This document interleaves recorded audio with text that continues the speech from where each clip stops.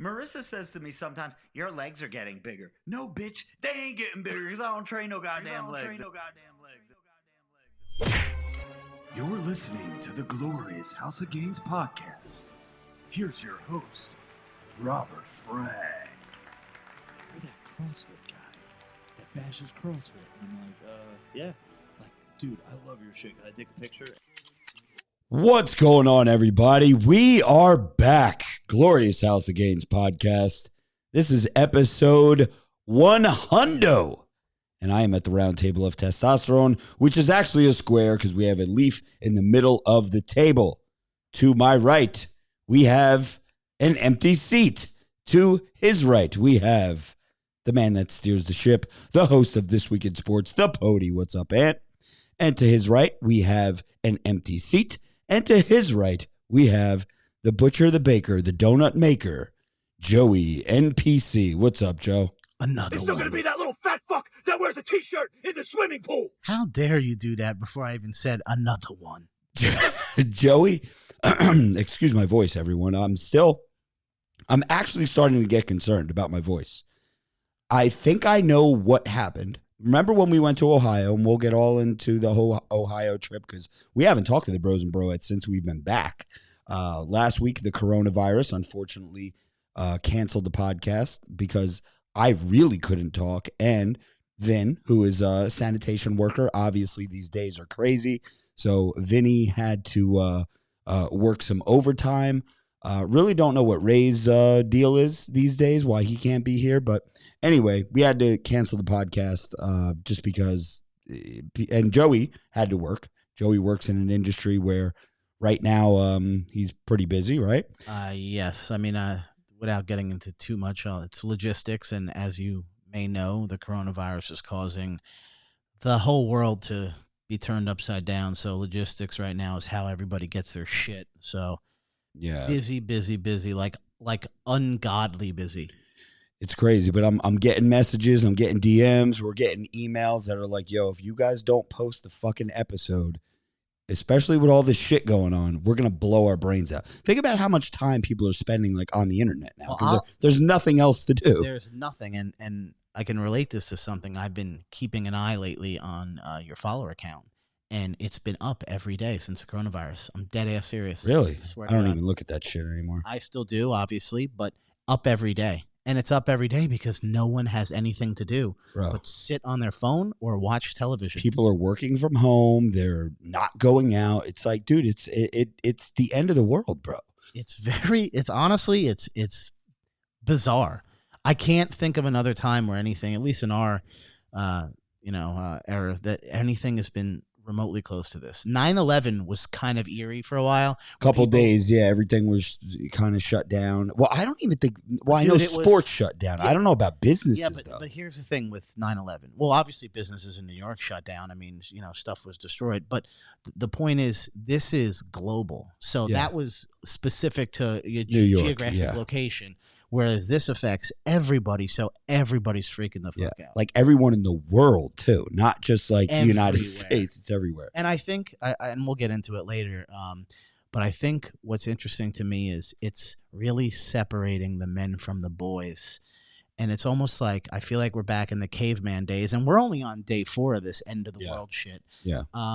And it's like really showing me who, if this was the caveman era, Yeah. like I can now determine, and I can't wait till shit goes back to normal because I'm going to approach all of these people. And I've now been able to see who's a hunter and who's a gatherer. Yeah. Like I'm finding a lot of gatherers out there. Oh, a lot of gatherers. Very few out people there. want to go hunt that They lion. don't want to leave their house. Bro, They say that they're following instructions, but dude, here's what the media is not telling you.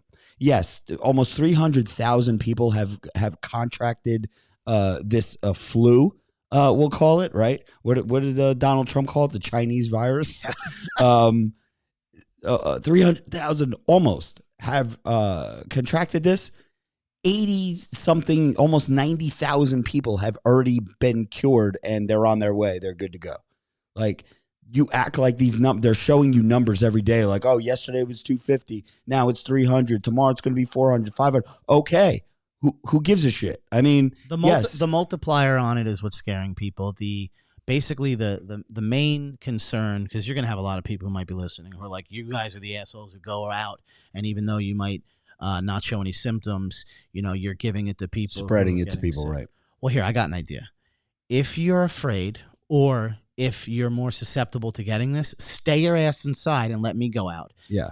I mean, that's on you. I'm taking the risk. I mean, me personally, I believe that if I do get it, it's not going to do too much to me. I've never even had the goddamn flu, and I've never had a flu shot. And I'm a dirty motherfucker. Yeah. My fingers are all over the place. Yeah. I should. They're be more in butts. specific to They're that. in mouths. But yeah, I mean, like, I'm not like exactly health conscious, as you know. I mean, I'm about to go to Taco Bell when we leave here. Yeah. Hey, listen, end of the world diet, baby. let me give a big shout out real quick, because we do have a guest that should be calling in about 5 minutes. Oh yeah. So I know you guys are excited about that. We have a couple new Patreons since the last time that we've been on the air. So I want to give a big shout out. And I saw Battle and Bear in the live stream. Battle and Bear is a new Patreon member. So welcome aboard, Battle and Bear. We have Jeff Ferns, Kyle Nickerson, and Franklin Smith, our new God Amongst Men members. So we appreciate that. And we have a new Zach in the crew. Not only do we have a Zach C and a Zach motherfucking G, now we have a Zach B. So where's Zach A, Zach D, Zach E? We need all the Zachs in the world, all the way A through Z. If you're out there, we need you to join Patreon because we need a bunch of Zachs. Before I get into our God Amongst Men members, I see that Zia, Vinny's favorite. Vinny thinks that Zia has a nice upper body. Zia says it's not the Chinese virus, it's the Kung flu. So I have heard that. God Amongst Men members, of course, you know that we love you guys. You guys get all the perks over there on patreon.com/RobertFrank615, which, by the way, is still not fixed. We thought it was fixed where you could search for me. Somehow, some way, Really? You still can't. You know why? Because they're not letting my page be I have my page set to adult content only. So And they won't let you uncheck and they it, won't basically. let me uncheck it unless I go through I got to jump through hoops, basically. And that's why I'm not showing up in the searches. But anyway, we have Aaron, Andrew, Anthony, Ashton, Blake, Bryce, Chad, Chris, Cody, Colin, Damian, Eric, Fox, and Raven. Hold on. I have these on separate pages today, guys. There's so many of you. Franklin, Hank, James, Jeff, Joey S., Big John Nelson, Jose Estrada, Kevin Zermano, Kiwi Jace, Chris, Kyle, Larry, Loop Dog, Michael Orlowski, Big Nathan, Tyler, Victor, Zach C., and Zach motherfucking G. All right. What's up, Zach? We missed you in Ohio, man. I know that Laureen and George were in Ohio. We did not get to link up with them. Dude, that first night in Ohio put us like in the fucking, I don't know. I threw up the second. I know. I thought I was going to be in the fucking emergency room after night one. That's when we went out and hung out with Ross Smith. And I think we should probably, next episode, hopefully when all the bros are here, we could probably go over the Ohio trip. yeah, Just in more 'cause, detail, yeah, right? with all four of us here, with just you and me, it seems stupid. Why don't you tell everyone tonight, one, who the special guest is, and what we have planned after the special guest? Well, you got me by surprise because I don't- know who our special guest is. Okay. I don't know what we Do you have not- after do the you not- special guest. Okay. Yes, you do. Do you not want to tell them who the special guest is? Or you gonna wait till he We'll calls announce in? him when he calls in. All right. Yeah. And then the other thing is, I thought we said that we would allow maybe some people to call into us. Oh, we could do that. I don't Yeah. see why not. Yeah, we could. We'll put the account on, and people who are in the live stream right now, they're going to be the ones that'll Who benefit can call from in. this. But I right. guess here's my question, Pody. If we blast the dial-in number from the into the group chat, the live chat, I'm sorry, on YouTube, then like 100 people at once could fucking call us, and it's gonna fucking ring and nonstop. So is there a way for me to directly message someone on YouTube to give them the specific call-in link for tonight? so they can call in, or is that not something that we even thought about? And I'm saying it out loud for the first time now, and we're just figuring this out. Yeah, listen, this is an epic night. This is like groundbreaking because not only are we going live on YouTube, but we're also going to have a guest call in Live. and also be live. And Zia with another super chat says, "Great to see you guys again. Self-quarantine is boring." Yes, I'm sure we're going to get all into the self-quarantine. I just can't believe people are doing it. It's but here's the thing: not everybody is doing it. No, I'm not. Vin was in Fort Lauderdale this past weekend, and he said you'd have no idea that there's a coronavirus out there. People are partying at bars. Oh, yeah.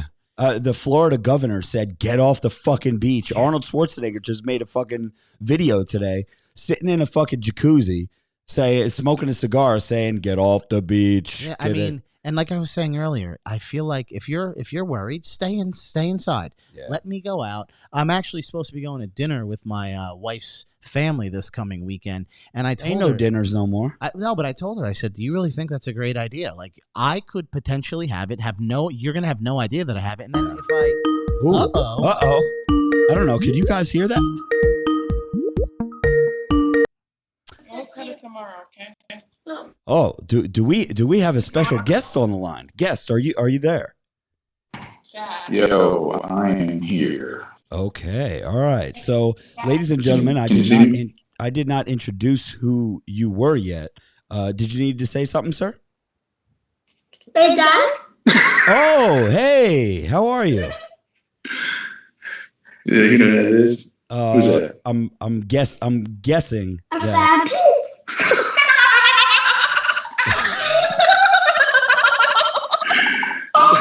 That's Robert. Why? He's not a fat pig. Damn. Mama, fat pig. Oh, there we go. Okay. So Leo's butchering you, bro. Leo's calling you a fat pig. All right. I see that. Leo. Sorry. Here. Where did Leo, you learn that can I language? borrow some of that hair, bro? Gosh. are we It's able funny. to see them live? Yeah. As you guys called, we're sitting here. I'm sitting here with Jess, and we're like going over cutting his hair. It'd be the first haircut he's ever had, and he's like wanting to cut his hair, but Jess is having apprehensions and a meltdown. I wouldn't do that, man. That hair is glorious. Robert says don't cut it. It's glorious. That hair is glorious. So, ladies and gentlemen, if you do not know by now, if you're listening to the podcast playback, if you're not in the live stream right now, on the line with us is Steel Supplements CEO, founder, owner, head honcho, my boss, Jason Hugeha. Welcome to the show again, Jason. Thanks for having me, guys. Excuse the madness in the background, man. I'm running a miniature daycare. Yeah, I know how it goes. Before you called in, I was going to. I said that I didn't want this podcast to be really steel heavy because on episode I think 5 of the Glorious House of Gainz podcast we had you on and we did a whole lot about steel. But can you give people? We just released a new stack called the Smash Stack. Which I think is glorious, right? And it is. For what's going on right now in the world and people have to stay in the house, why is the Smash Stack so important to have? What else are you going to do? You got to get your cardio in somehow. Exactly. And what better way than to, smash it out?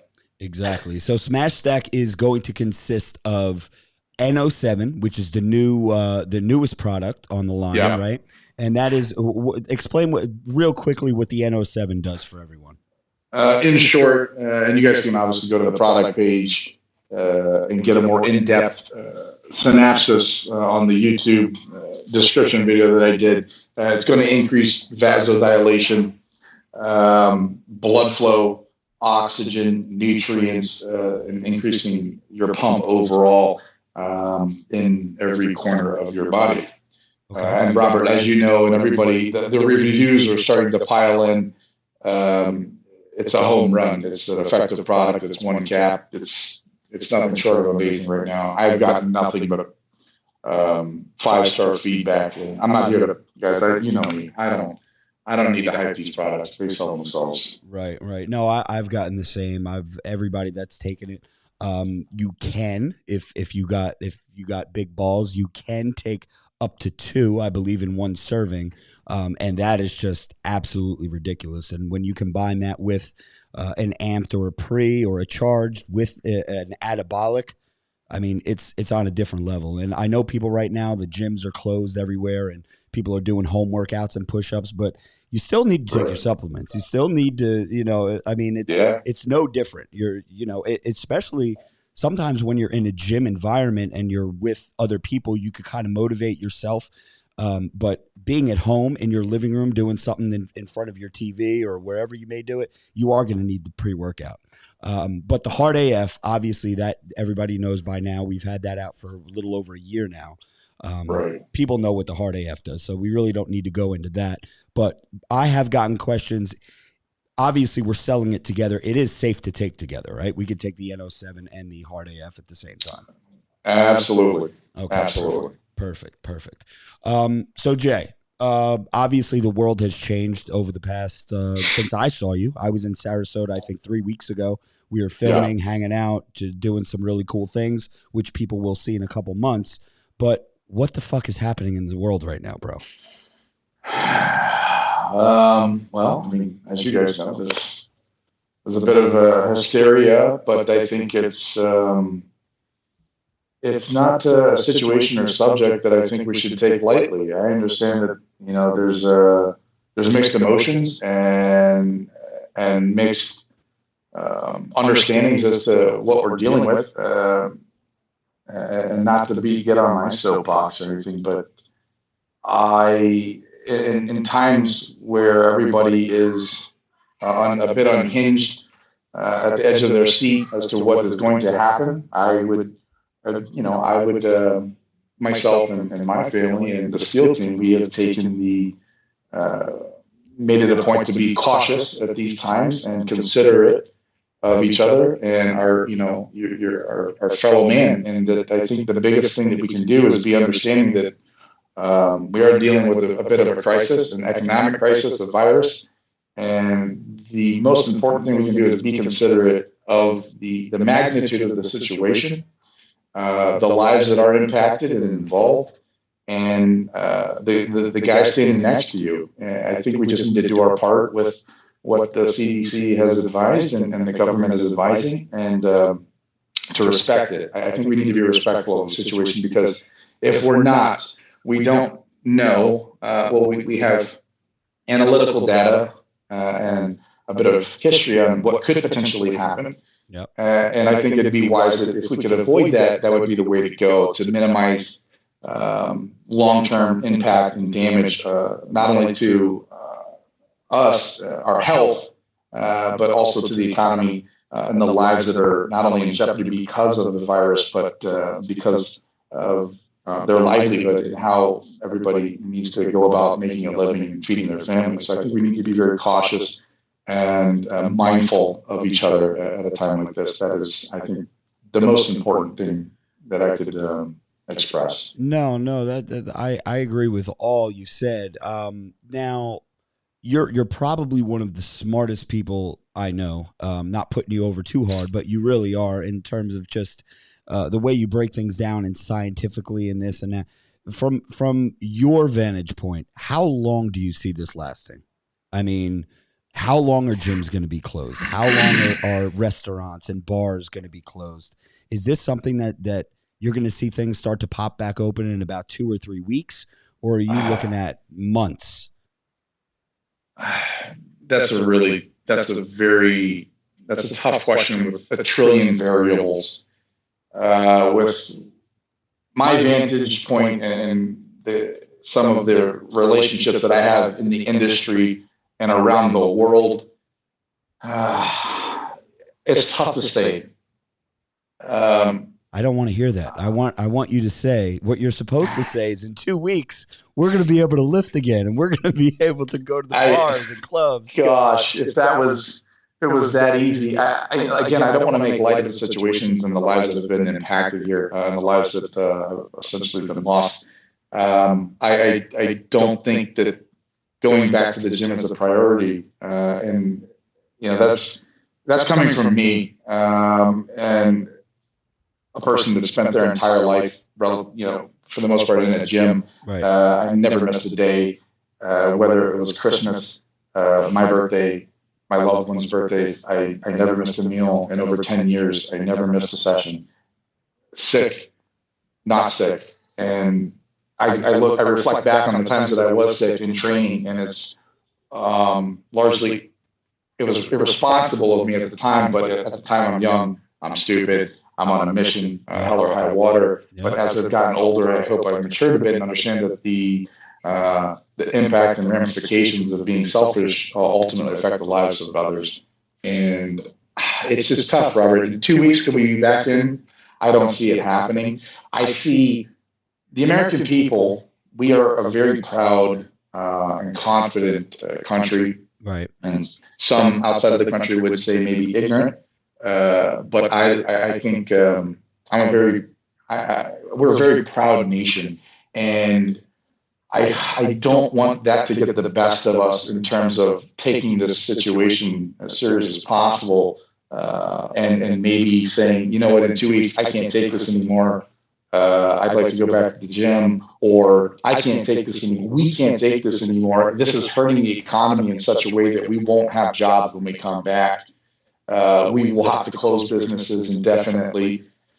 Families and children will be affected in ways that it could become to the point where it's unbearable. Of course, the government is going to be injecting relief as best as they possibly can. Yeah. And I just don't see this happening anytime soon. That is if we want to mitigate the spread of this effectively. Now, China has done a fantastic job of it, but we're not China. And I think we're going to go about it a very different way. And unfortunately, it could take a little longer to get under control. As the projections are coming out, some are saying 6 to 18 months this thing could linger. I see that being as very probable. The question is when at what point are the American people going to go, enough is enough?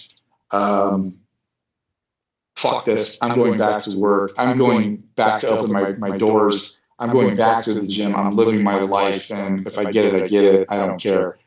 Yeah. That is also a very plausible scenario, but therefore will lengthen the duration in which we're going to have to deal with this. But time will tell, Robert. I just don't. Again, I have to be. I'm a different man. I'm not who I was 5, 10 years ago, where the gym was my everything. I've had, since the inception of Steel, family, children, hundreds of affiliates and employees. My eyes have been opened in such a way that I have to be mindful of everybody. That is a part of, let's say, Steel in general. It's an ecosystem, and it pains me to think that in 2-3 weeks, a month, that jobs could be, lost, and they don't have a means of, feeding their family. This is a big problem. So Yeah. I know I'm talking about things that you guys already know, but I don't see the gyms. I would give it. I don't think gyms are going to open up for at least 2 weeks, at least, and it all depends on the trend. We just got to take this day by day, guys. They could open up in a month. They could open up in 2 months. If it's 2 months, you're going to see an economic impact that is that will rival, I think, the Great Depression. And Wow. and I know I of course I'm not old enough to have experienced the Great Depression, but my grandfather, being 95, he grew up in the Great Depression. And I've heard plenty of stories in the times that he had to go through in his family and what they went through. So I could only fathom that those were catastrophic. And I just hope that the American people, as strong and as confident as we are, that we'll do the right thing. And I think we will. I really do. The media has a way of portraying what is going on. Some would say maybe. And the term fake news is thrown around a bit. I think things, of course, within the media are exaggerated to some degree, but how else do you get that message across to the American people? We are not China. We are not, this is, we live in a democracy where you're free. And people almost go, "Oh, we're not free." Well, you go to another country and you will quickly realize that this is the best goddamn country in the world. Period. Right before you came on, we were saying how, and not to be all gloom and doom with all the talk and everything, even though what you're saying is very accurate. They're not telling you that almost 90,000 people have now recovered from this virus and are better, and not everyone is. It's not like if you get it, it's a death sentence, But just our main man, Joey Baggs, who I don't know if you could see him on the live stream as well. Joey has put off 3 different shows. Now, you're the perfect person to ask this question to. Joey has blown off 2 other different bodybuilding shows over the past 2 years, and he has promised the people that this May he was going to step on stage. Now, everything has changed in the past couple of weeks. And this is a perfect excuse. I was just going to say, being a top level former bodybuilder. Does this whole gym shutting down give Joey a pass to not, let's just say the world changes in a couple weeks and the show is still on. Does Joey have a pass because of these couple weeks that are going to come up to not do this show? Absolutely not. 2 weeks? Get the fuck out of here. Joey, shit. You better start doing some push-ups in your living room, bro. Yeah. It's all, when it comes to getting ready for a show, it's all about diet, cardio, obviously the weights and whatnot. But in a 2-week period, if somebody were to say during my competitive years, hey, 2 weeks you can't make it to the gym. Okay, I won't. I'm not going to say I won't eat, but I could have taken it to those extremes, and I would have stimulated my muscles in such a way and altered my diet in such a way to be able to continually lose the body fat and maintain the muscle. So 0 excuses if you've got 2 weeks out of the gym. 0. So I guess the only hope I have is this lasts till at least May. Yeah. Oh, Joey. Yeah. I do have one question for you. Do you think once this is all over, that after they run all the numbers, and from what I'm seeing so far, I believe that if you are older or have underlying health issues, or just diabetes, overweight, just basically overall unhealthy, this disease is the coronavirus is a lot worse for you. Do you think people are going to be, and since you're in fitness and health and everything like that, do you think people will be more conscious of their health after this? Yes and no. And when I say no, I think when you take into consideration the demographic of people that are largely impacted within the United States that are unhealthy are older, and our youth, our millennials, our Generation Z are much more attuned to health overall in terms of their mental health, physical health, so on and so forth. Others would maybe argue against that, but our older generations are already dealing with health issues. And I think, as you guys know, many of them are kind of stubborn and set in their ways to some degree. I think it will impact some lives for sure. But is it going to turn those older demographics around to turn a leaf and health is the new way to, I just don't see it. And like you said, the factors that once the data starts to unroll to the United States is there are death rates within the coronavirus.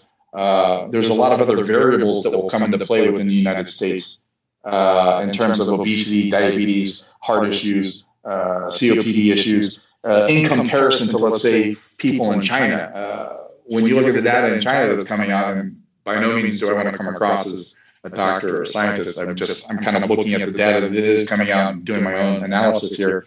Older demographics, obviously, the amount of smokers, especially in males, there's a predominance of men that are older in China that are smoking, that are falling victim to this at a higher rate than even women in China.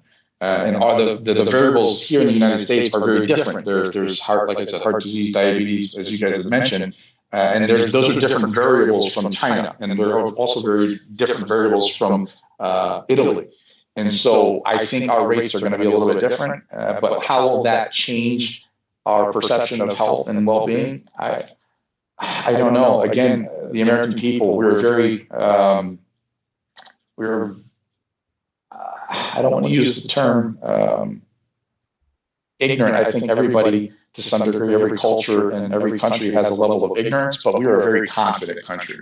I would say we love our freedom. So we love our freedom. We love our food. We love our we love our cars. We love our trucks. We love we love our ability to go and do whatever the hell it is we want. And that's hard to contain, man. And there may be some more casualties and a higher rate in which the infection spreads within the United States. Will it kill us completely? No, but it's definitely going to teach us a lesson for sure. When it's all said and done, and those numbers come out, and we can compare those numbers to, let's say, China, who's got upwards of 1.4 billion people, whereas we've got roughly 370 million.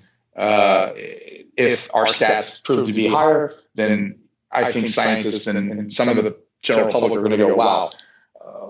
A lot more in comparison to the amount of people in China.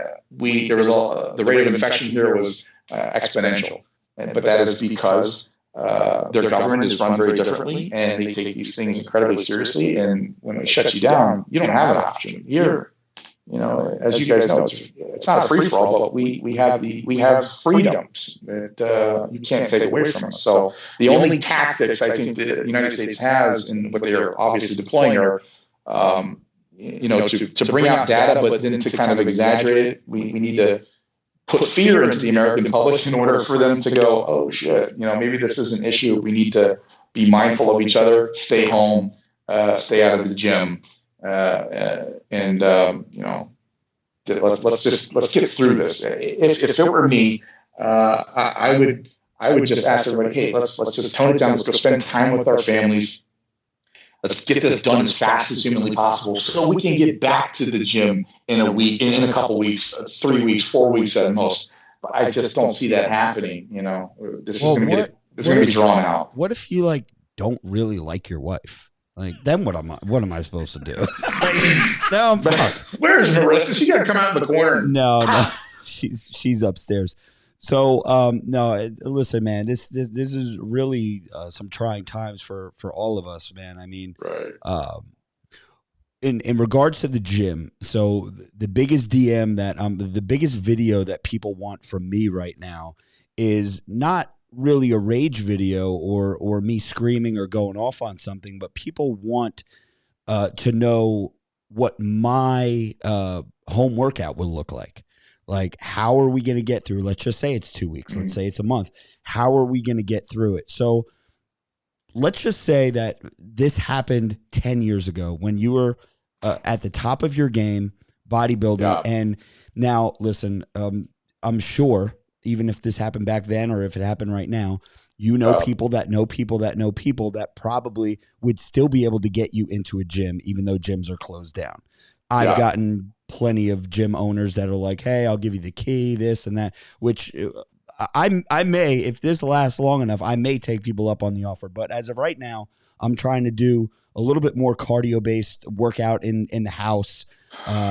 What would you do? Let's just say you were not really close, but maybe 12 weeks out from a show, and this happened for 2 weeks. What would your workout look like in your living room, in your basement, in running outside? What would you do just to get by these couple weeks? I'm a unique situation. Back then, I would have most likely, I had connections all over town, and anybody would have unlocked the gym for me to be able to use if need be, especially in times of getting ready for a show. But let's say that was an impossibility.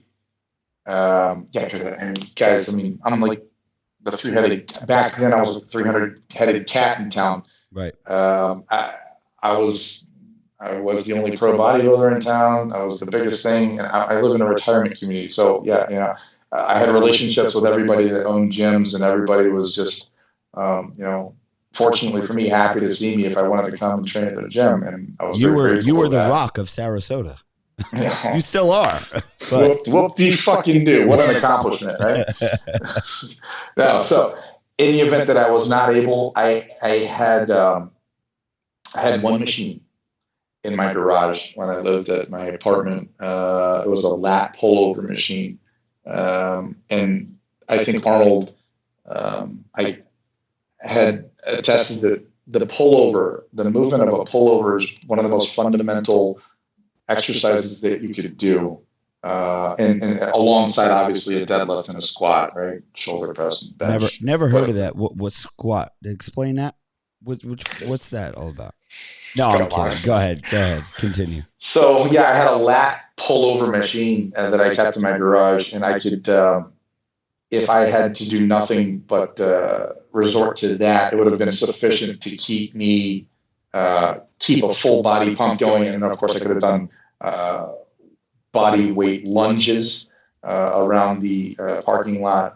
Or if I had happened, I think I had some dumbbells that I kept at home, I think around 50 or 60-pound dumbbells to do weighted lunges, shoulder presses. But that lat pullover machine, guys, that I can't emphasize, and I still have the same damn machine. Like I still have it. Wow. It's been collecting dust, but I've had it for, I mean, well over 10 years, and the pump, the size that I had put on with that machine in my back and chest muscles, posterior deltoids, and it was an amazing upper body, full body workout. And I would literally get in there and I'd strap a 45-pound plate on this thing, and then take my my weight belt and basically buckle me into the machine so that my lower body couldn't lift out of the machine. I would strap in, and I would just rep this thing out like it was nothing. I'd even have, from time to time, I had developed this little pin that I could hang additional 45-pound plates onto the machine, and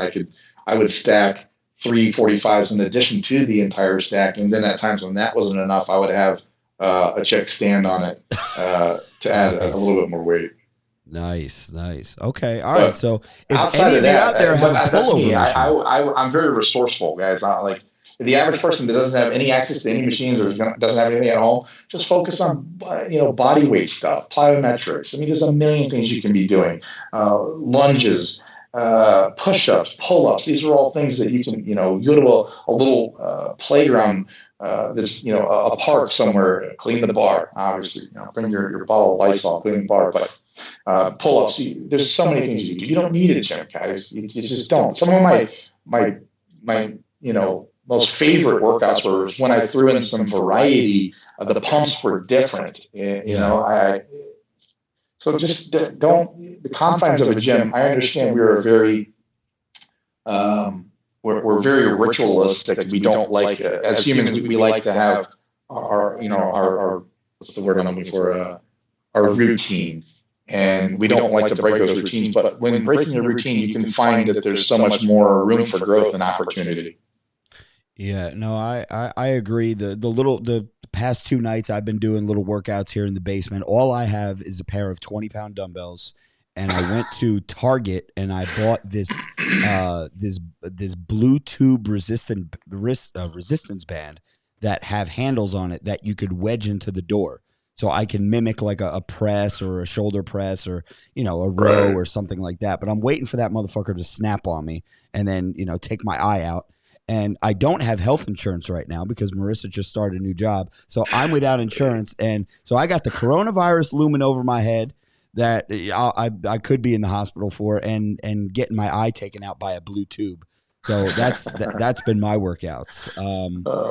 Joey, do you have anything for Jason? Because I know he's given us a lot of his time tonight. I want to. No, I mean, guys, I'm down. I got all the time in the world. Whatever you guys want to shoot shit about, we don't have to talk about. I'm tired of talking about the fucking coronavirus. So. Yeah, fuck the coronavirus. Let's talk about, because a lot of people know about my journey, and you've been with me pretty much in the passenger seat of the last couple months of what I've went through with taking the Clomid and then, coming off of it and then doing the HCG and Clomid, which I'm doing right now, combination. Right. Well, I know what you're going to say. You're going to say yes, but I was going to say, obviously my journey of the transformation of getting back to jacked, so to speak, has been put on hold. Not really, because I could do some stuff at home. But when you saw me 3 weeks ago, you were like, Robert, you don't look that bad. I know you were saying that because there were 2 young ladies that were in the video with us that you didn't want to embarrass me, but come on, I look like shit. No. Keep it real. Keep it real. The reality of the situation is you shows up to Sarasota, and we're trying to shoot a before video, a before skit, before Robert gets back into shape. Yeah. And he takes his shirt off, and I'm like, and me, my head of marketing, my brother, video, the team is looking at each other like, this is going to be a hard before shot to shoot because Robert looks like pretty damn good. He look good. Like 90% of the population doesn't look as fucking good. I look like an off-season like power lifter. Yeah. But you know what I'm saying? Now we've got to dial you into the point you can step on stage to show that dramatic progression. That's what I want. That's what I want. I want to be like 4% body fat, and you know, I'm really trying this time because I know I look pretty good, and I'm sure you went through this when you were competing. Yeah. The best last summer, I look back at pictures from last September and July and August. I looked so good, but at the time, looking in the mirror, I'm like, I look like shit. Is that just something that bodybuilders? Like 99% of the people that get into bodybuilding have dysmorphia issues. This is just, all right. So it wasn't just me. Women have their issues. Men also have, theirs. So no surprise. Okay. You don't know what you got until it's gone, right? Yeah, no, you're absolutely right. And it goes quick, believe me. Like it took about 2 months for me to lose everything that I worked for.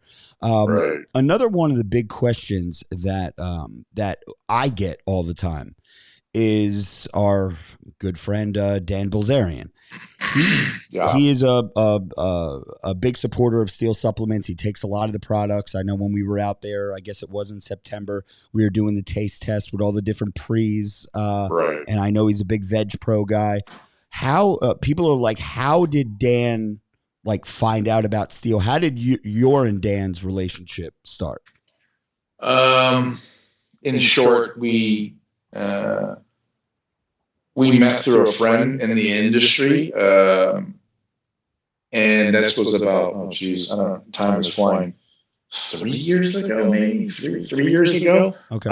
And Dan was looking to fine tune his regimen, his diet routine, and his training. Wanted to put on some more size, and at the time, Joey Swole was connected and friends with Dan and Joey out of the kindness of his heart. And Joey and I have had a long-standing relationship as well throughout the years. Right.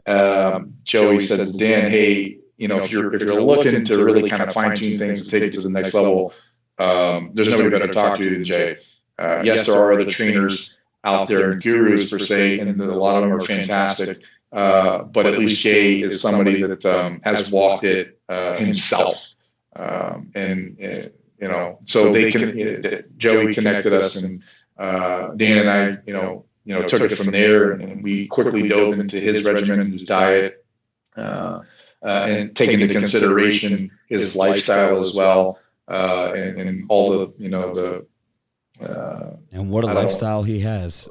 Right. He has a very colorful lifestyle, and I wanted to be very mindful of that because he expressed that he had certain requirements that the diet, regimen, training, supplementation could not interfere with his lifestyle, and I wanted to be very mindful of that with him so that he could perform to his peak, whether it be in the gym or the 7 or 8, 9 times a day in the bed room.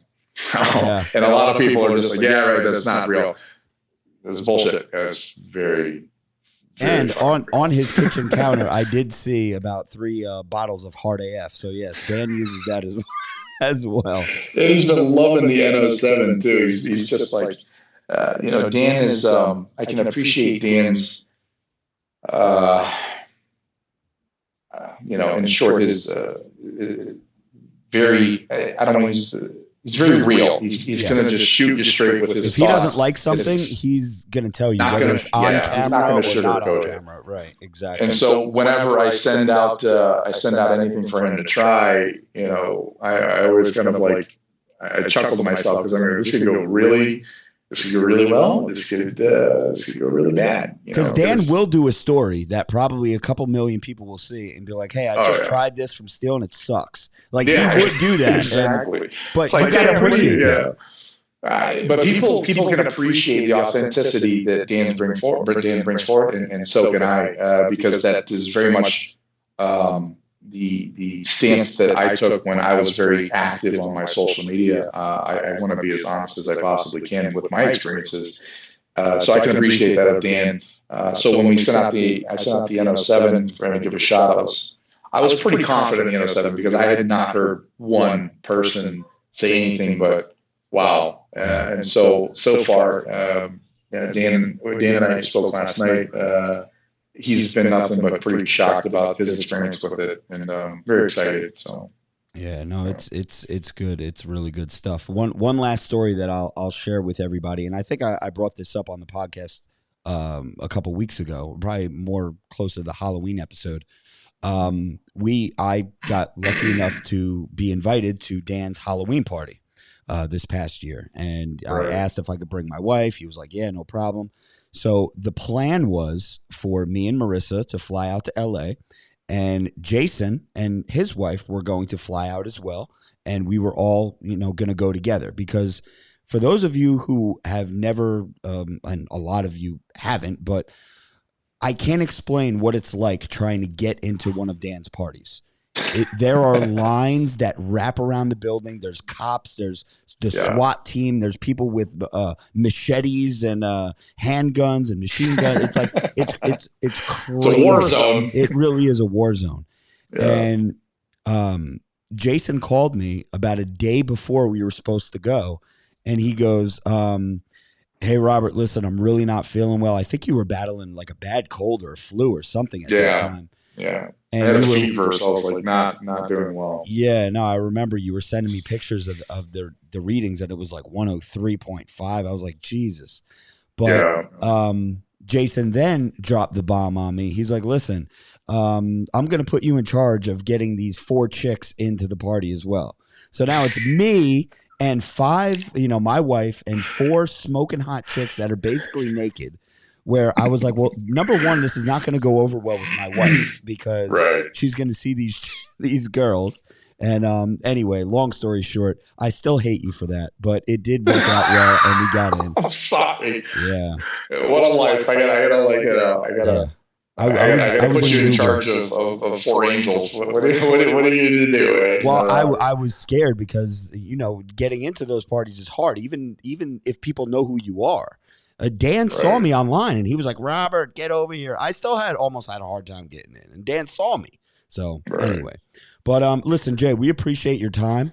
We're going to get to an Ask the Bros segment. Our Patreon members ask us questions and stuff. I'm not going to hold you for that, but I wanted to say thank you for coming on. No, if you want me to hold on, I'll say no, bro, because we didn't drop the ball on who was going to be our guest, so it's not going to be any questions So yeah, we could let you go, and but listen, we appreciate the time that you've given us. I know I said 15, 20 minutes. We probably have done an hour. So I want to say thank you very much for not only everything that you've done for me, done for all of us, but what you've done for the fitness community and the supplement industry as well. So without you guys, it's not possible. I know it's cliche to say, but Robert, we are very much appreciative and to have you a part of the family. And thank you guys for everybody watching and tuning in.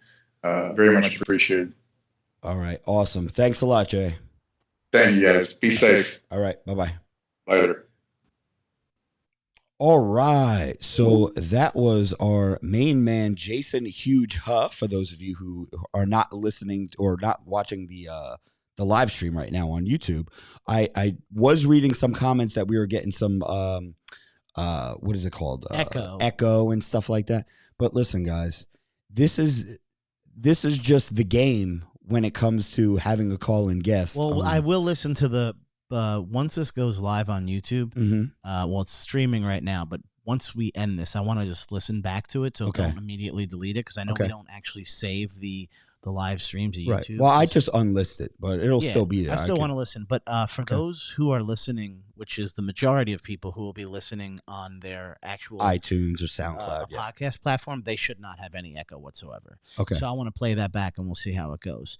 But I didn't want to talk too much because Jason's a real good guy, and he's very intelligent. So I wanted him to speak. The one thing I was going to mention, as you guys were just talking about Dan, I actually just bought some more Ignite stock yesterday. Okay. I'm now like $1,500 in on that stock right now because the stock market is plummeting. Didn't I see today that it went back up, or no? Ignite or the stock market? No, stock market in general. Like 200 points. Dude, okay. I saw it was in the green, and I was like, yeah, but it's down like 7,000 points. It's down absurd numbers. 200 points is absolutely nothing. Yeah. So a lot of these stocks right now are literally between 7 and 10 times less than what they were. To give you an example, Barstool Sports just signed with Penn National Gambling. They're going to start making like Barstool casinos and pizzerias, and they're capitalizing on the whole Barstool thing. Right. It was $25 a share right before Barstool announced it about a month ago. It rose from $25 within a week or two to $39. I was pissed off because I was trying to buy in at the $25 mark. Yeah.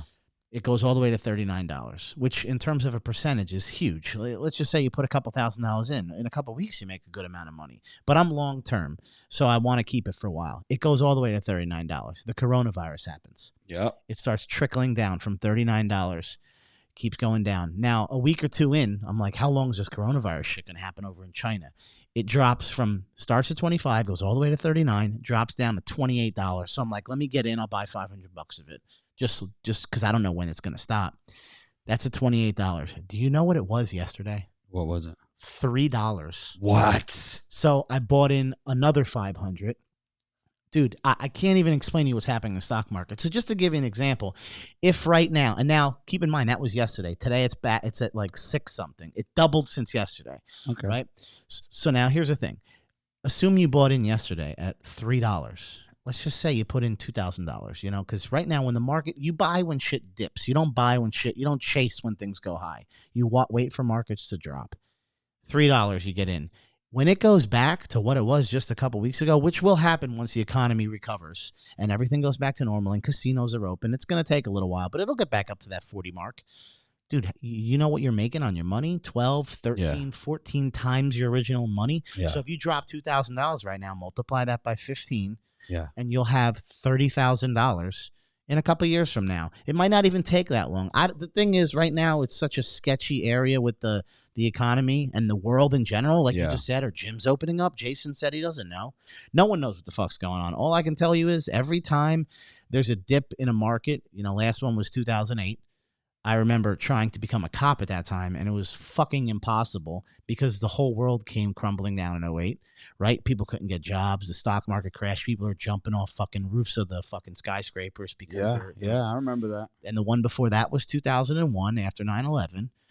So you're thinking there's always like a recession at some point. Every 10 years or so, something happens. And this is the time right now where everything's going to shit. So if you have some spare change that you can afford to throw around, my suggestion is get into some of these stocks. What pisses me off the most is gold. I was buying 1 ounce bars of gold, which were at the time, a couple of months ago, was about $1,550 an ounce, $1,550. Before the coronavirus, it was at $1,700 an ounce, these gold bars that I have, right? $1,700. Gold is supposed to back currency. So when the economy goes to shit, gold is supposed to go up. Yeah, gold is down right now, like a lot. Jesus. Dude, oil is down. Oh, you're going to see gas prices very soon where you're going to be paying like a fucking $1 a gallon. It's already dropping to under $2 in a lot of places. Wow. Because oil now is at like $20. Dude, the whole world is fucked right now. Yeah, at a time when no one's going anywhere. Exactly. Now gas is fucking $1. But it's just everything right now is crazy. And we were talking about it before, and we'll get more into it. But like, I want to go outside, and I've been going outside. But as Jason was saying, you also have to be kind of concerned and whatnot. But I don't know that if I'm going to be able to adapt to that. I just feel like it's my DNA where I'm kind of like, I'd rather die than Bro, just. I was at the store 3 times today. I've been out since 9 o'clock in the morning. I am not being cautious at all about this. And again, it's because I feel like we're not getting the whole story. Yes, this is a virus. This is the flu or whatever you want to call it. I just don't. It's not like a 50% mortality rate. You know what I mean? It's right now, to give you an example, it's 245,000 cases. It's almost 246,000. Yeah. Right now, there's a little over 10,000 deaths. Now, when you compare that to a lot of compare it to the regular flu or pneumonia. In terms of a number, it's not a lot, but the death to case ratio is pretty fucking high. It is high. Yeah. But the numbers aren't really out yet because they haven't been able to test a lot of people. So I don't know what's going to happen. How many motherfuckers are walking around that have it that don't know they have it? Dude, You know, there's probably 1 million people right now. Kevin Durant had it. He had 0 symptoms, Yeah. like 0. Young guy, very healthy. Yeah. Probably why he didn't have symptoms. Yeah. Again, there's not much stats out, so this is my own opinion. But I think when the dust settles and this all, is said and done, I think that, me going out had 0 effect on the people who, if they got it, they were dropping anyway. Yeah. Me walking around. And again, I'm not walking around trying to fucking shake people's hands like I have AIDS and I'm trying to fuck people and give it to them. Yeah. You know what I mean? Like, it's not like that. I'm going about my life. I'm avoiding other people. I'm not going on a crowded line. I'm still going to work. I went running last night. But I just can't.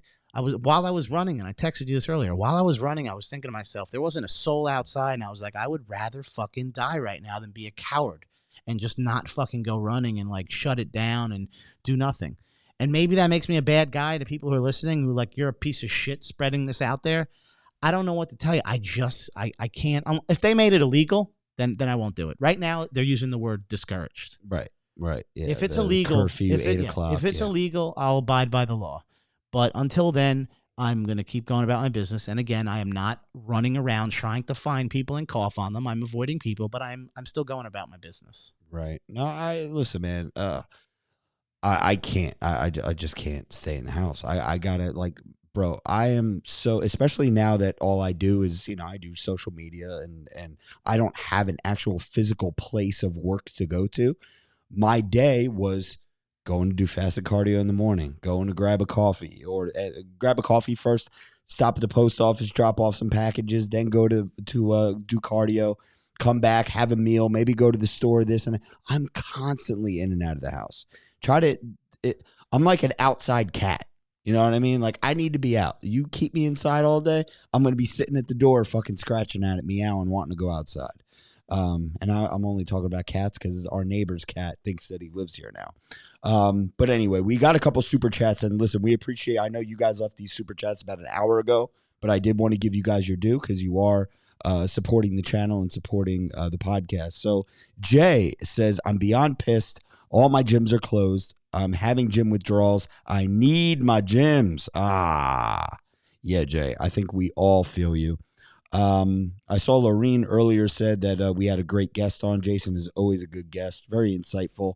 Aaron T with a $2 dono says, "If I get money from Trump, I'm spending it on RF615. Goddamn right. Thank you so much, Aaron.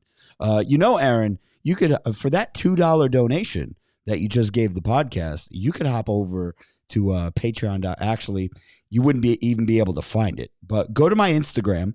There is a link in my pinned stories that say Patreon. Swipe up on one of those links that should bring you there. Take that $2 donation and go put it in the tip jar on Patreon. We'd appreciate that. Brendan Tutosi, Brandon Tutosi, I'm sorry. He leaves a $6.15 dono. Thank you so much. That's Canadian cash. Canadian cash. Is that more than U.S.? Is that more than $6.15? I believe I read something recently that the U.S. dollar is beating Canadian. I believe. Really? I believe I recently read Okay. that. Big Dog Willie says Gainz are suffering. Big middle finger to the coronavirus. I agree with you there, Big Dog. And, yep, I think we're all caught up on the super chats now. So, you're right, Joe. We should wait for all the bros to be here before we really go in depth on the Ohio trip. Is someone asking about it? No.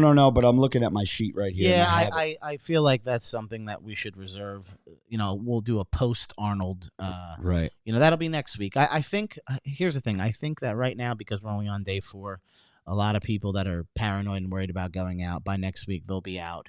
And I think Ray will be here, and I think Vin will be here. Again, Vin's reason, obviously with what he does is absolutely batshit crazy as well. Being a garbage man. Yeah, I mean, there's a lot of garbage out there. He's dealing with a lot of difficult situations right now, so I understand why he's here. Ray, if you're listening to this, where the fuck are you at? Ray, what listen, are you doing?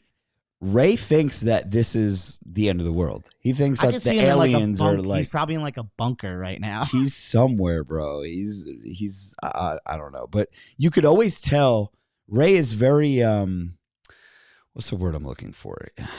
Obvious really isn't a good word for it, but he's very obvious in his text when something is like bothering him. He stops fucking answering in the group chat. He stopped answering in the group chat. That's just because that's what he does. But the times that he does chime into the group chat, it's always something about how the coronavirus kills more people and fucking stay in the house. You're not allowed out. This person has it. They're dead. It's like, everything is always gloom and doom. Listen, guys, as much as our great guest who we just had on, Jason, is telling you guys, be careful, listen to the officials and the medical professionals and everything, stay in the house, do this, do that. Listen, some of us just don't have it to do that. We got to get out. We got to live our lives. I will say this. I went to the grocery store this morning very early because I wanted to see what was available at when the stores open. So now the curfew is 7 a.m. to 8 p.m. The grocery stores are allowed to be open. I got to the grocery store maybe 10 after 7 this morning. I got up really early. Bro, there was about 1,000 people in the parking lot. Line of people outside because they're only letting a certain amount of people in the store at a time. So I was like, fuck this. I went back home, made a cup of coffee, did a couple things, cleaned my jewelry, got back in the car, went to the store. Bro, paper towels, gone. Toilet paper, gone. When did that, like I said in Meathead Minutes last night, when did this become a shitting disease? Okay, so I can explain somewhat. And I haven't actually gone to the grocery store now in about a week. Last Thursday was when I went and I stocked up on all the shit I needed. Yeah. I actually did not get paper towels or toilet paper or any of that because you use your hand. That's why. I actually crap in my bathtub and I stomp it down the drain with my wait, you didn't let me finish with my heel. Oh my God. No, here's the thing. People are buying those things and again, I'm in logistics, so that's why I can answer this. They're buying it in fear that if they were trapped inside for a long period of time, that they're getting these items that they feel are necessary. Why?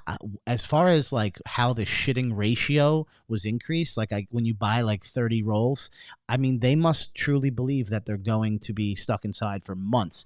But the reality is that's not it. It's just human behavior.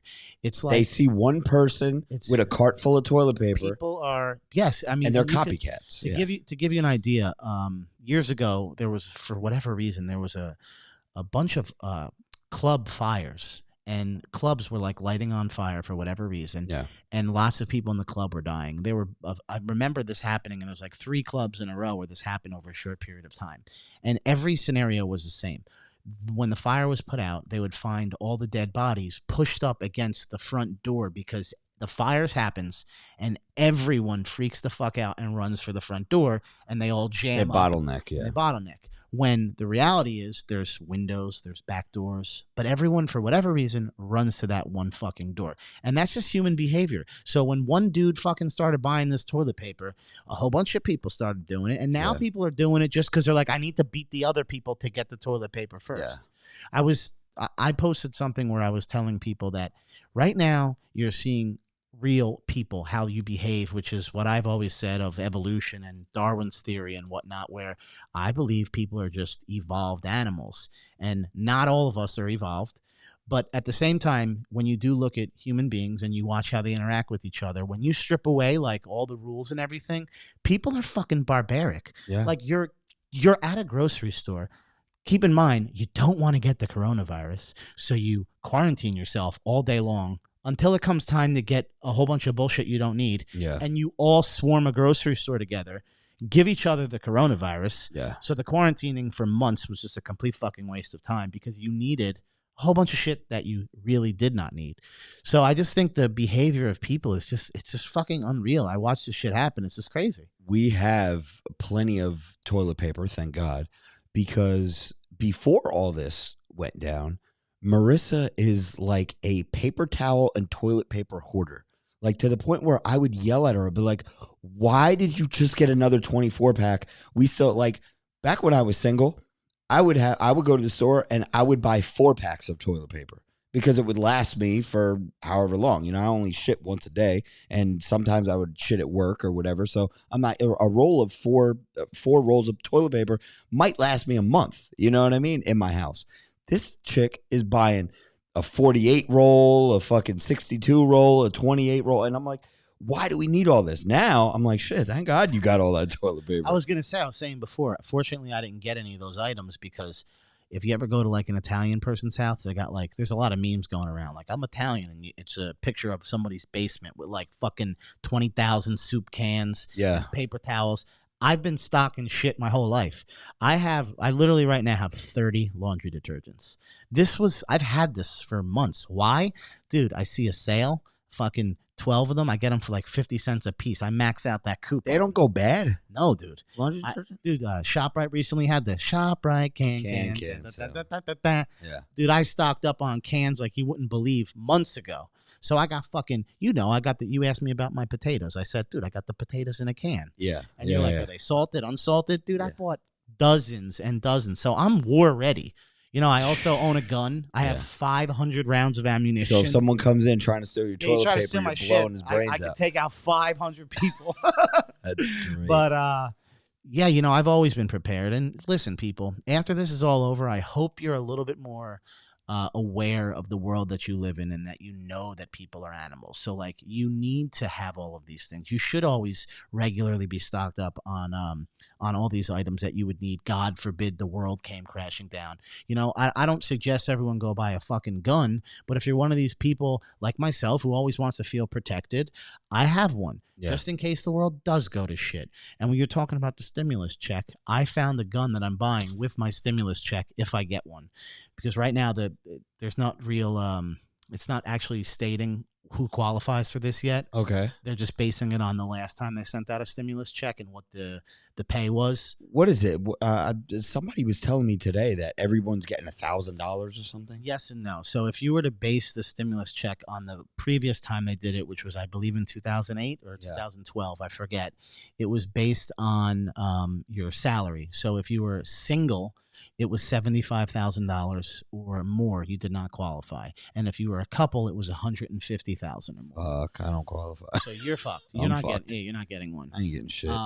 So I don't know now that it's, 10 years later, are they going to change it based on the world's a little bit different? So 150,000 then might be now 175,000. Yeah. So, I don't know what the rules are, but yeah, based on the last time it was, they're talking about sending out maybe 2 checks of $1,000 a piece, one in April, one in May. They've also said a $2,000 check. There's so many different people saying all these different things. Nothing's set in stone yet.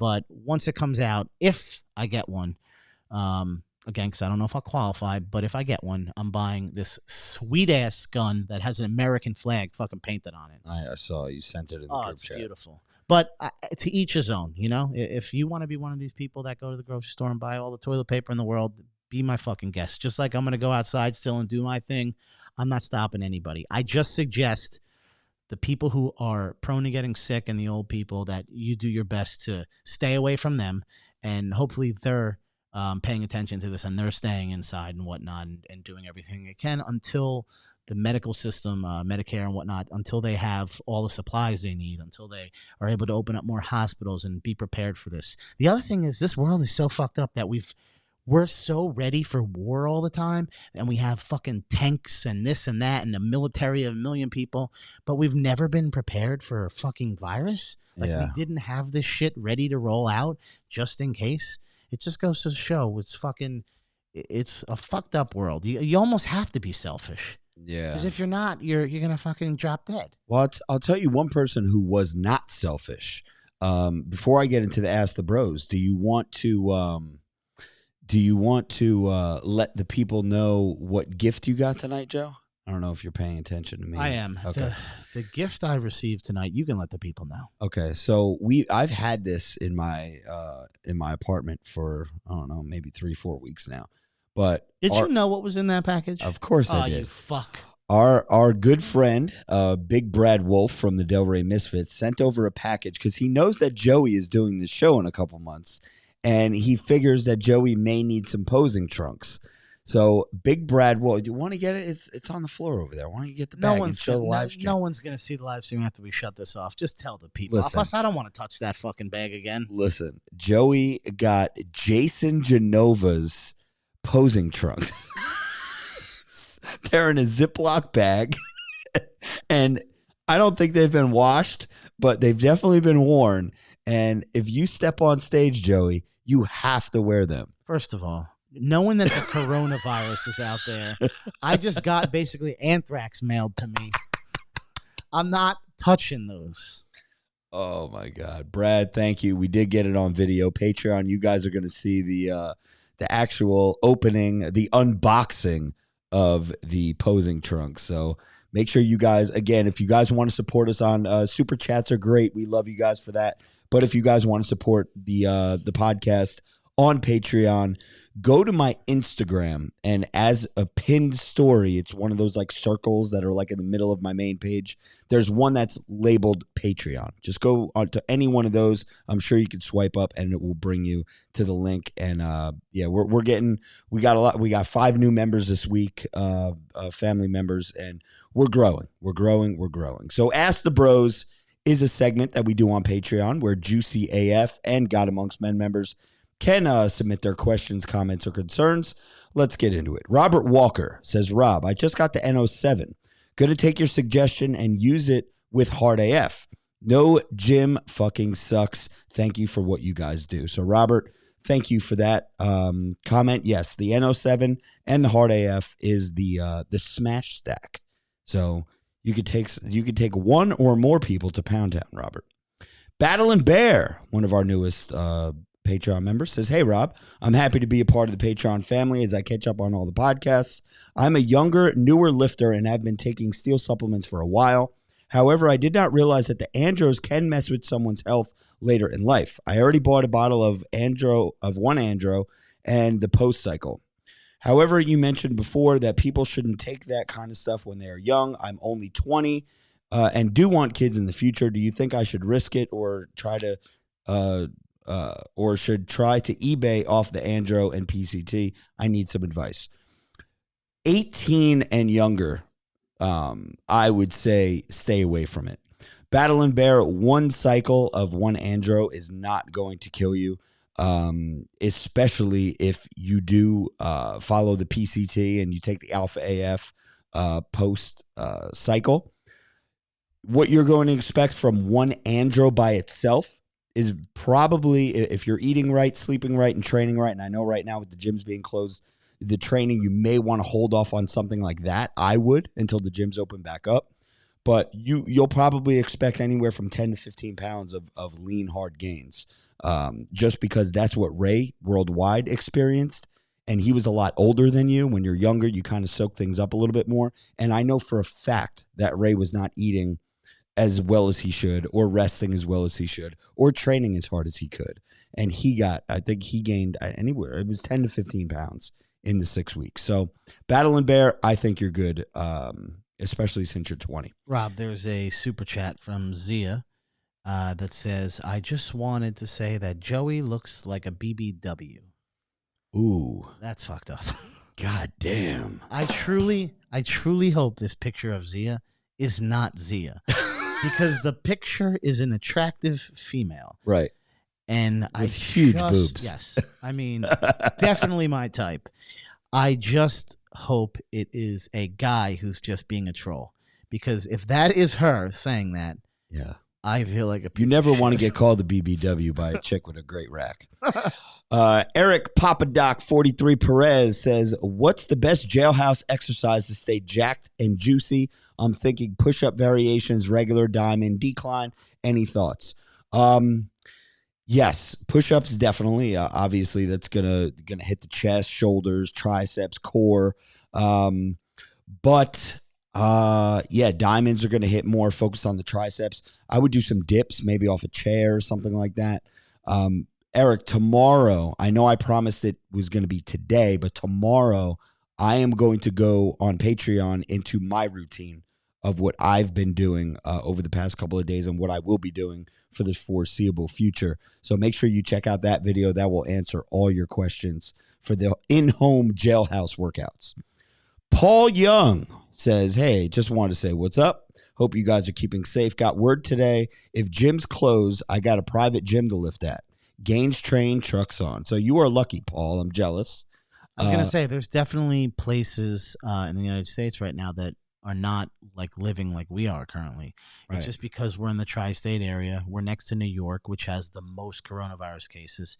And as soon as I get these test kits out, you better believe New Jersey's going to be fucking up there. Do you think that the high coronavirus numbers in New York have anything to do with the high Asian population? No, because it's not that. It's just that.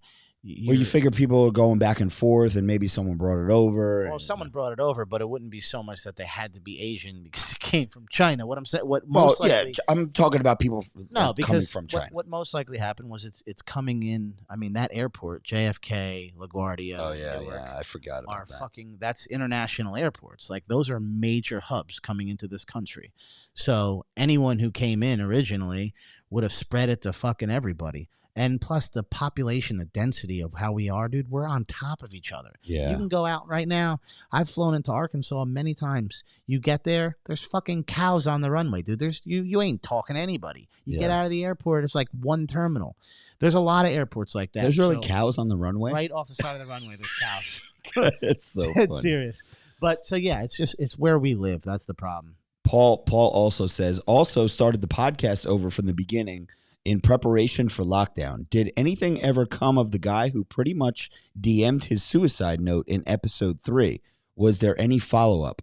Paul, I don't know. I know we get a lot of DMs, like those really serious type DMs, and hopefully whatever we said, because I don't remember specifics, but hopefully whatever we said after reading that note, the gentleman or young lady heard our message, and hopefully it talked him off the ledge. But yeah, we get stuff like that all the time.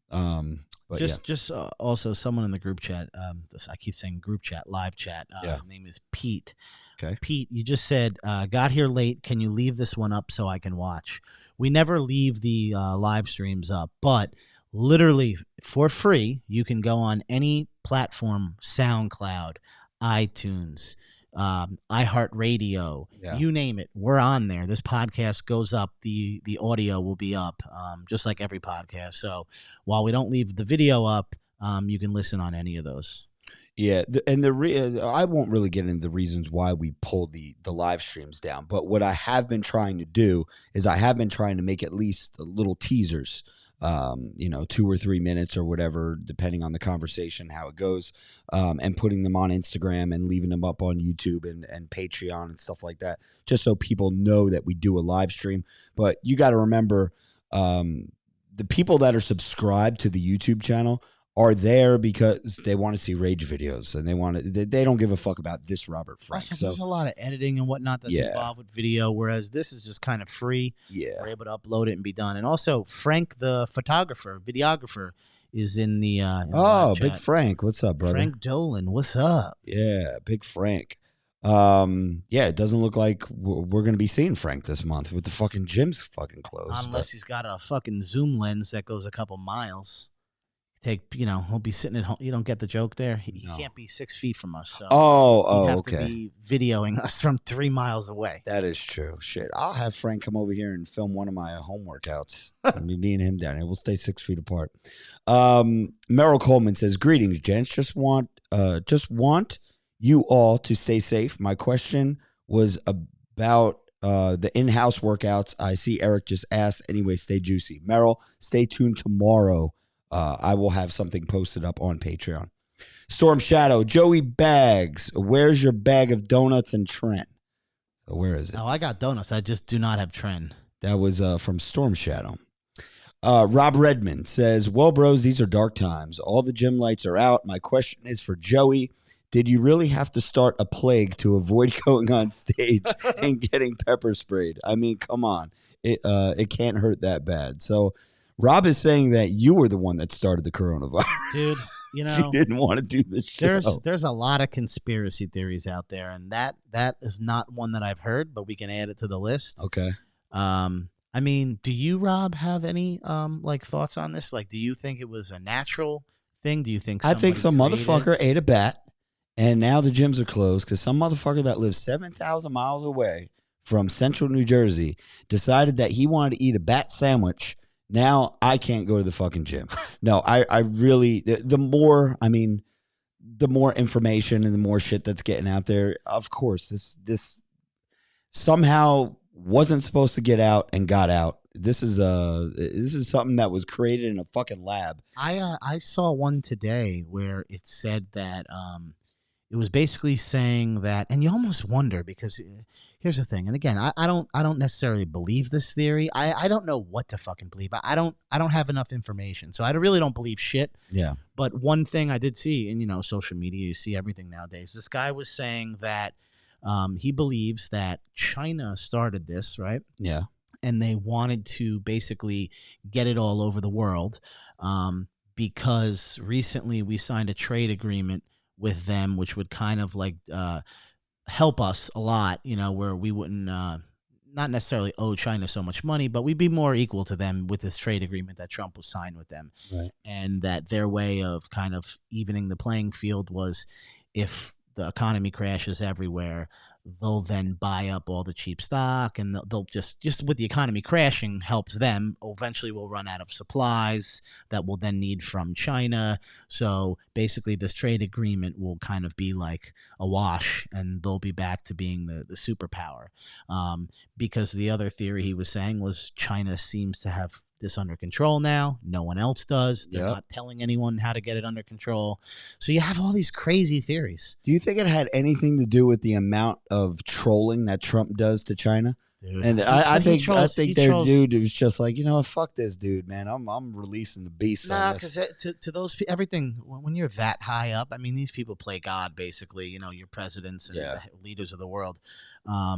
They care more about money, if I were to guess. And the fact that Trump keeps saying it's the Chinese virus, almost makes you wonder, like, does he know that they started this shit? And he's just trying to be like, I know you did it, motherfuckers. I can't say it out loud, but I'll just keep calling it the Chinese virus. Oh, yeah. But his argument was that they called it like the American virus because they were saying American soldiers started it. Yeah. There's so many theories out there. Bro, it's crazy. Which is why I refuse to just sit inside, because it's like, what if all this shit is true?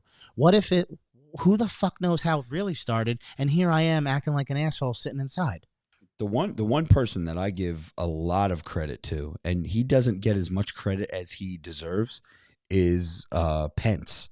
Because anytime that Trump is at the microphone, Pence is always like right over his left shoulder, or if you're watching on TV, he's always like on the right of him. And I would be laughing my ass off at the shit that Trump says half the time. China made it. Yeah. China. Because it was made in China. China. He's so funny. And people are like, oh, you're right. No, it's not racist at all. It was made in China. Here's one other one.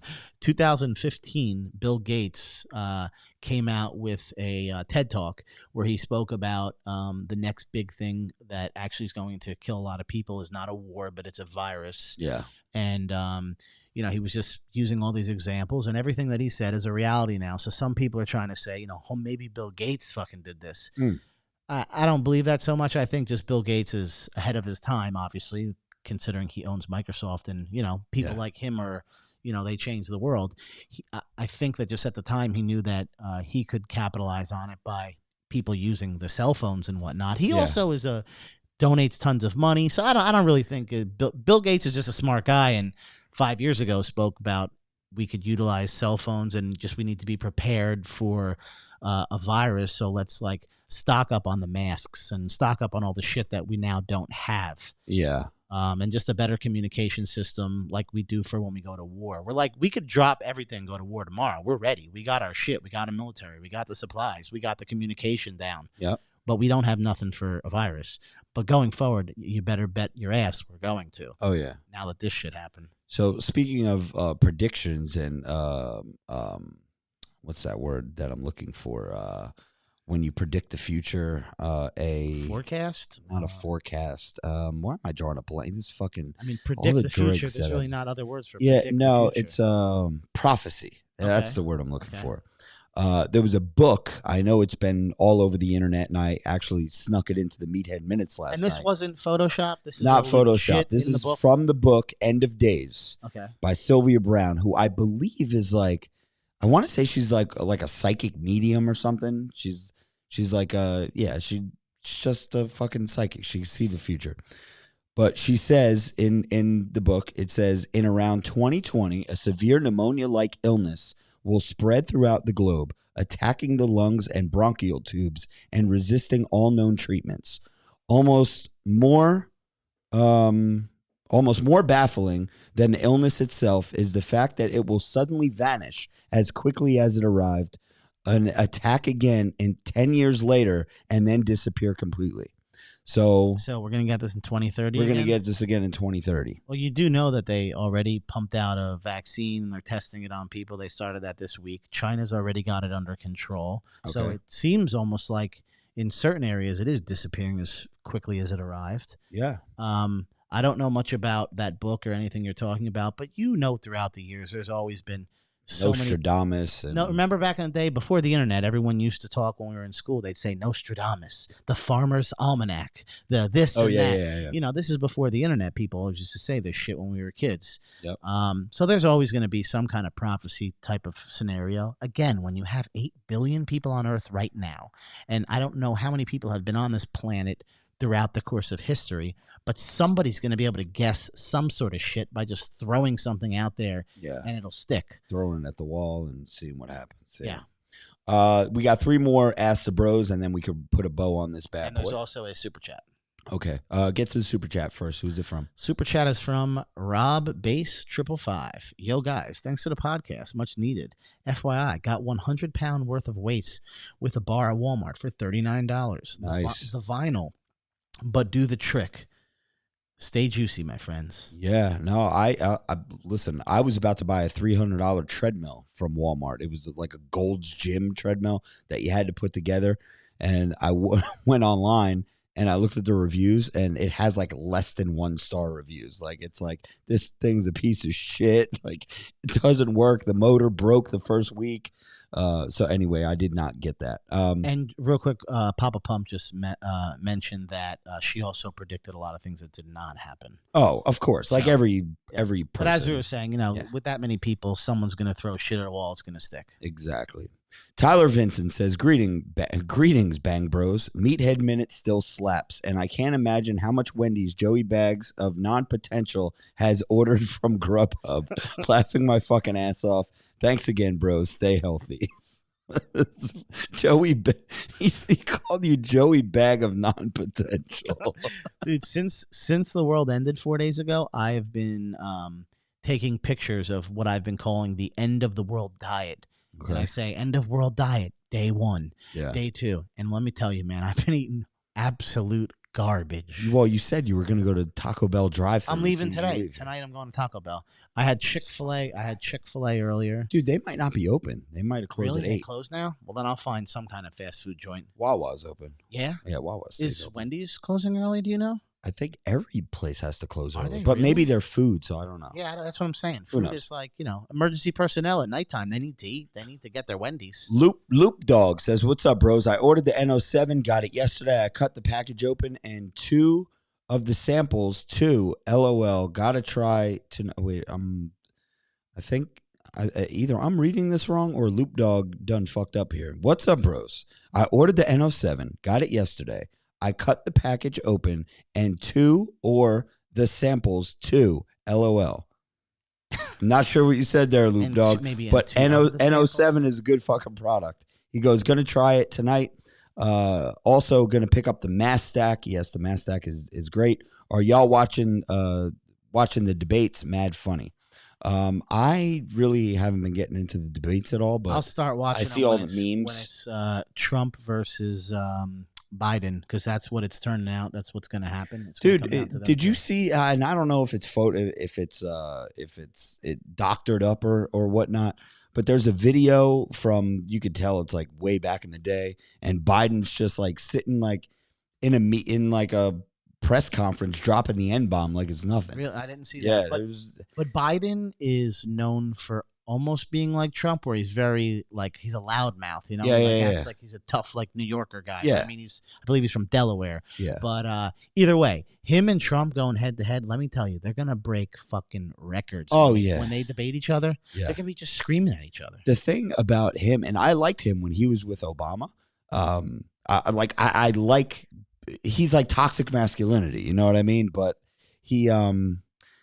he's aged Yeah, he's a definitely older. lot. Like I just don't think. I mean, he's up there. He's a great. It's going to be great to see him go against Trump. But Trump can literally say whatever the fuck he wants.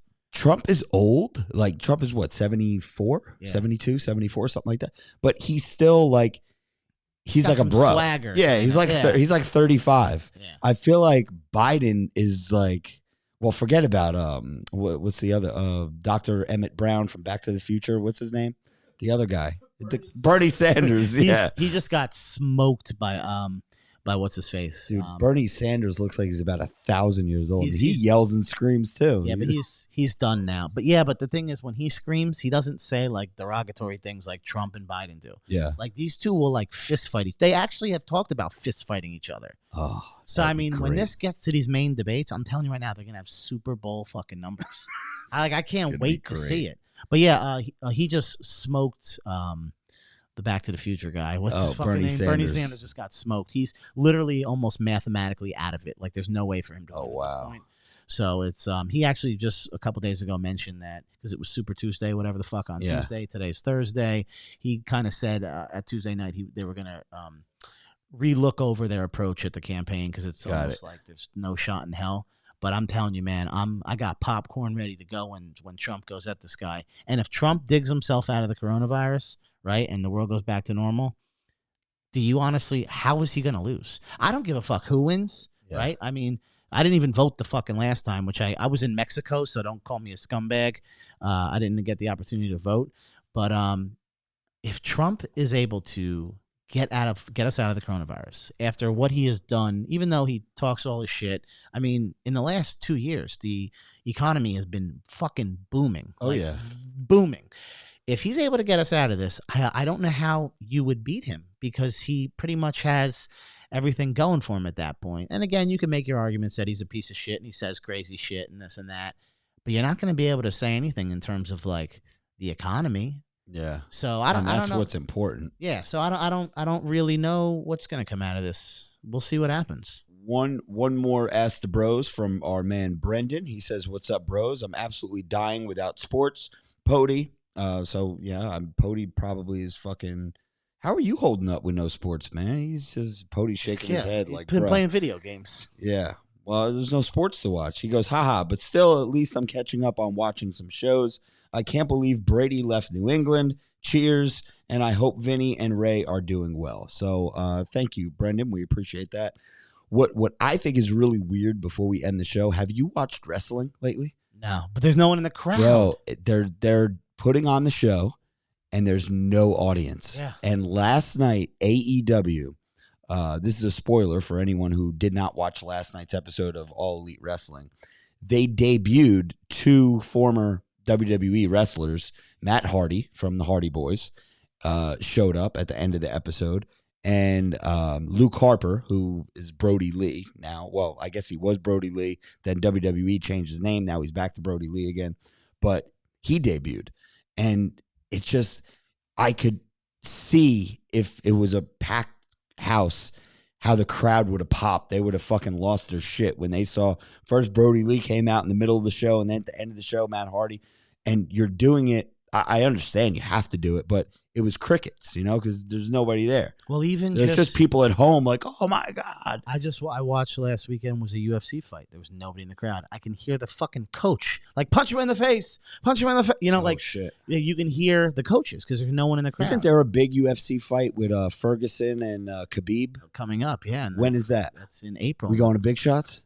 Yeah, right. I mean, we'll be the only ones there. The bar will be closed, and that's the scary thing. Like, how long is this shit gonna last? Yeah. And if it were any other fucking time of the year where this coronavirus wasn't happening, Tom Brady leaving the Patriots would be fucking everywhere. Yeah. I mean, you're talking about an idol. Yeah. He's now leaving like Jeter leaving the Yankees. Yeah. It's fucking buried in the news. Yeah. Because every day the market's crashing. The world's coming to an end. The unemployment's going to hit 20%. We're going to get stimulus checks. People are going to be out of jobs. Businesses are going to close. So I feel bad for small businesses, dude. Like these people that opened up like a pizzeria that's going to shut the fuck down. Vin's friend is Joe's Pizza, and I was talking to him recently. He owns the Joe's Pizzeria in New York, the one from the Spider-Man movie, and he does very well for himself. But you got to take into consideration how long can you survive with not having business? Like you're telling me Taco Bell's going to be fucking closed when I leave here. That's business they're not going to get because I can't get the fucking food. Yeah. Now, if you own a little dry cleaners, you own a little of this, and people aren't going in, you're in deep shit.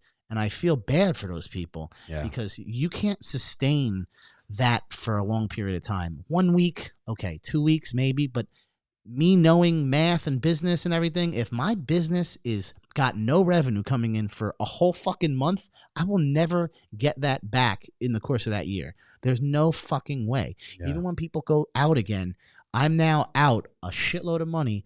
And then now, let's just assume, like Jason just said, like, dude, people are talking about a year and a half, 18 months until we're back to, like, regular society.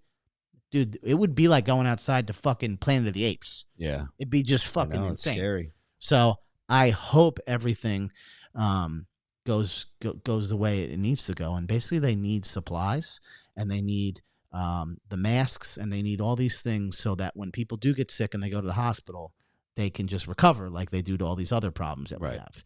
That's the problem right now. People are going to die because they can't even get a respirator for them, so they drop dead.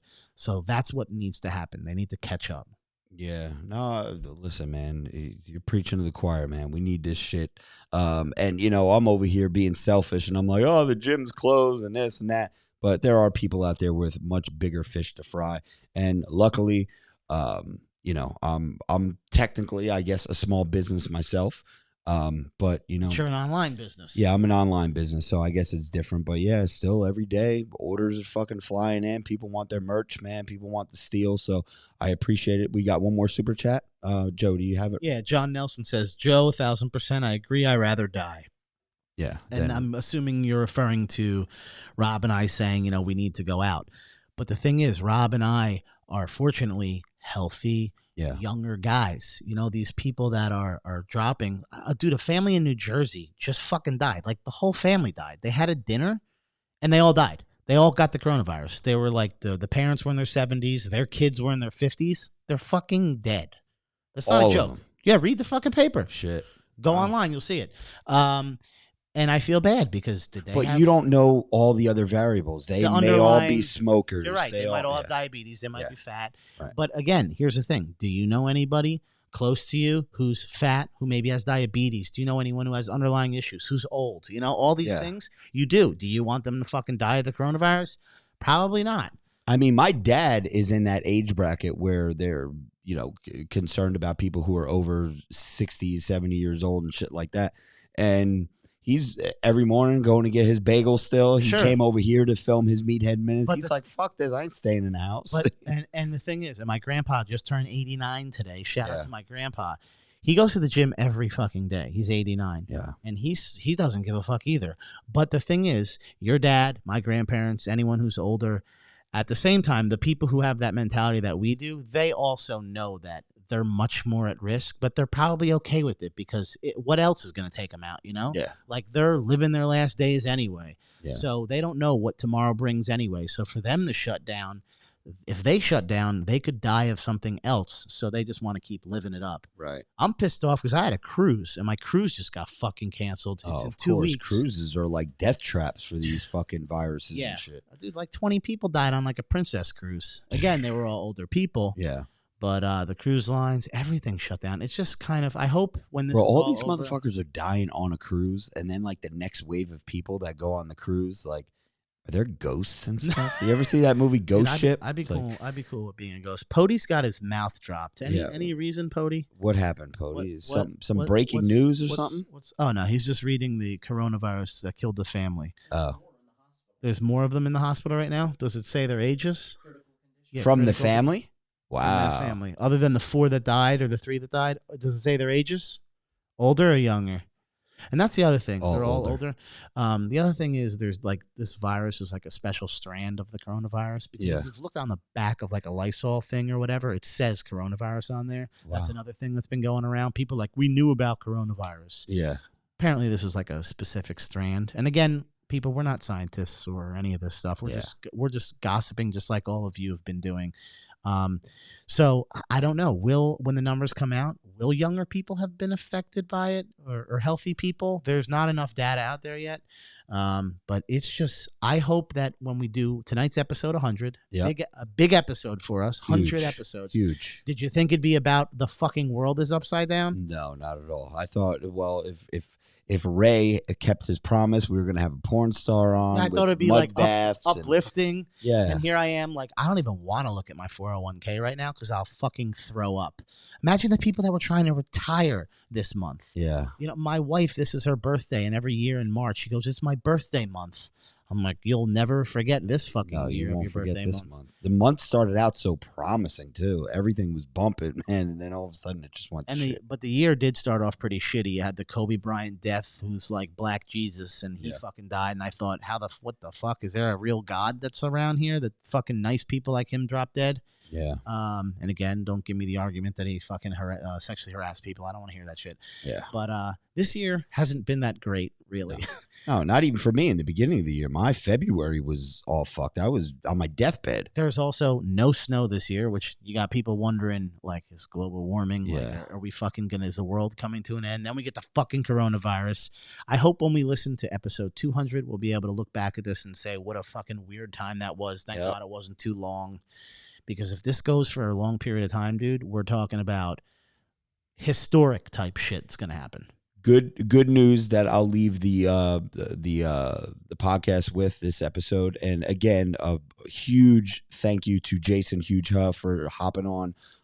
We had Jason on episode, I think it was 5 or 6 of the Glorious House of Gainz podcast when we first started. Jason was actually our first guest, and for episode 100, who better to have on than Jason? But good news is I hit up our main man, Aubrey Huff, on Twitter, told him about the podcast, and I was like, hey, we would love to have you on. He goes, name the time, name the day, I'm there. So, and we do have a lot of guests that are, you know, you call them A-list celebrities, whatever you want to call the name, but very, very good people that we want on here that we're going to talk to. And what I had said earlier in the podcast, and we can end now, I had said that there was a something special we were going to talk about. yeah. What I was referring to was that we were going to allow people to call in. So, Oh, yeah. so in the future episodes, obviously we blew past our time tonight. We didn't know we'd have Jason on the line so long. Yeah. Shout out to Jason again. Great Thank guy. you, Jason. We're going to message people. So if you're listening to this on a podcast platform and you're interested in ever wanting to get on the actual podcast, when we live stream, which is every Thursday, and we typically get on about 8:30 p.m. on YouTube at Robert Frank 615. If you're looking to talk to us, we're going to just select a few people every episode and message you and have you dial in, and we'll give you the name to dial in, and we'll just ask a question or whatever, and you'll be almost like live on a radio. Yeah. But the only way to be able to do that, for those of you who are listening right now on a platform, SoundCloud or whatever, you'd have to be live when we're actually recording this, 9 p.m. on a Thursday, 8:30 p.m. Eastern time on the live stream on YouTube, and you'd be able to dial in. So that's That's all I wanted to say. I got to figure out the formula for Patreon too, because we have a lot of Patreon members, and I want to get them on the show as well. Yeah. We may do a separate podcast where we just have a couple Patreon members hop on with us. But anyway, thank you guys for listening. Episode 100. We will see you hopefully next week with a full house, and hopefully the world is moving in the right direction. But for Pody, Joey, and myself, we are signing out. Swallows the goal, size is the prize. It's Gainz o'clock, motherfucker.